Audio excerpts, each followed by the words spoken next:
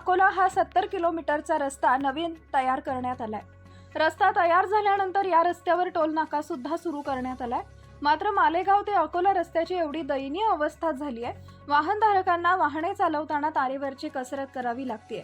रस्त्यामध्ये जागोजागी खड्डे पडलेत, अनेक ठिकाणची गिट्टी उघडी पडली आहे। मग रस्ता एवढा खराब झाला असताना टोल नाका सुरू कसा झाला? टोल नाक्याला परवानगी कशी मिळाली असा प्रश्न उपस्थित होते। माजी मंत्री सुबोध सावजी हे त्यांच्या सहकाऱ्यांसोबत 28 ऑगस्ट रोजी अकोला इथं जात होते। त्या दरम्यान त्यांनी रस्त्याची पाहणी केली। पाहणी करत असताना पूर्ण रस्ता जागोजागी खराब झालाय, गिट्टी उघडी पडली आहे, रस्त्यामध्ये खड्डे आहेत। मग नवीन रस्ता तयार होऊन एवढ्या लवकर खराब कसा झाला असा प्रश्न माजी मंत्री सुबोध सावजी यांनी उपस्थित केलाय। रस्ता खराब असताना वाहनधारकांना कोणत्या सुविधा उपलब्ध नाहीत, मग टोल नाका सुरू करण्यासाठी कशासाठी केला? केवळ लोकांना आर्थिक भुर्दंड देण्यासाठी टोल नाका सुरू करण्यात आला का, असा प्रश्न सुबोध सावजी यांनी उपस्थित केलाय। माननीय नितीनजी गडकरी यांना सांगताना ना खाऊंगा ना खाणे दूंगा, मग गडकरी साहेब तुमच्या या घोषणेचे अकोला जिल्ह्यात पूर्णपणे 3-13 वाजले। कंत्राटदाराने या घोषणेचा व चांगला काम करण्याचा योजनेला बाजूला सारून या रस्त्याच्या कामात मोठ्या प्रमाणात भ्रष्टाचार केल्याचं दिसून येत आहे। त्यामुळे जोपर्यंत रस्ता सुरळीत व चांगला होत नाही तोपर्यंत टोल नाका तात्काळ बंद करावा व चांगला रस्ता तयार करून वाहनधारकांना चांगली सेवा द्यावी, अन्यथा मी माजी मंत्री सुबोध सावजी यांना कोणतीही पूर्वसूचना न देता तीव्र स्वरूपाचे आंदोलन करीन असा इशारा माजी मंत्री सुबोध सावजी यांनी दिलाय।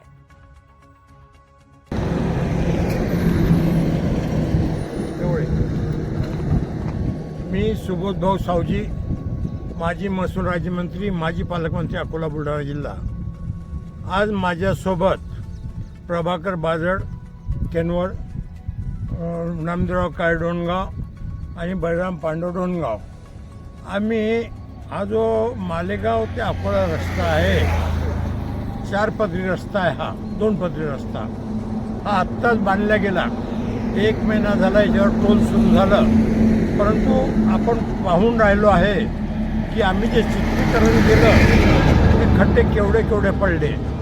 या 1 महिन्यात टोल सुरू झाल्यानंतर एवढे खड्डे पडले, हा रस्ता आत्ताच बांधला गेला।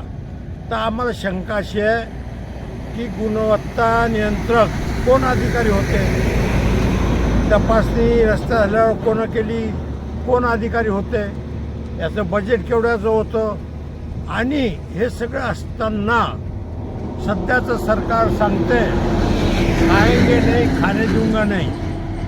याच्यात पुन्हा एक वाक्य जोडावं लागते की रस्ते से किसको चलने नहीं देंगे। अशीच ही परिस्थिती आहे सध्या।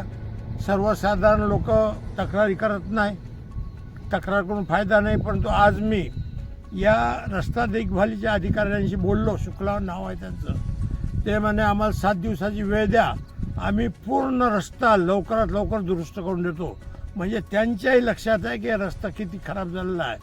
तर या रस्त्यावरच्या लोकांनी, हे जाता येता मोठमोठ्या गाड्यावाल्यांनी आपलं मत नोंदवलं पाहिजे की रस्ता किती खराब आहे, असं मी आवाहन करतो।